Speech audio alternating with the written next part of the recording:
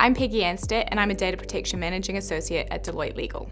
And I'm Anka Sharban, a Data Protection Managing Associate at Deloitte Legal. Our team advises clients on data privacy, cybersecurity, and telecoms. Data protection and cybersecurity affect many clients across various industries. We're going to highlight 5 issues to look out for when running a business in a compliant way. Firstly, it's important that your business maps out any personal data that it holds, such as the names and contact details of your customers and employees. If you're holding or using people's personal data, it must always be used in a fair and transparent way. You'll also need to make sure you identify your legal basis for processing the personal data. You shouldn't hold on to personal data for longer than is necessary. A good data retention policy can help with this. Secondly, you must also think about whether you're transferring any personal data outside of the European Economic Area or outside of the UK.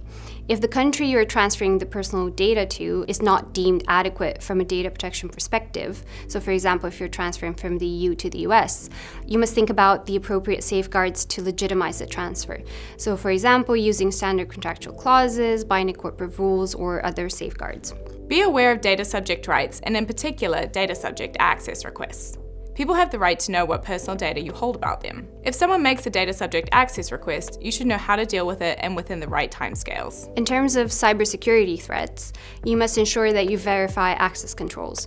You should ask staff to ensure that their passwords are unique to your business systems and not shared with any of their personal accounts. If you have a multi-factor configuration enabled, check that it is properly configured.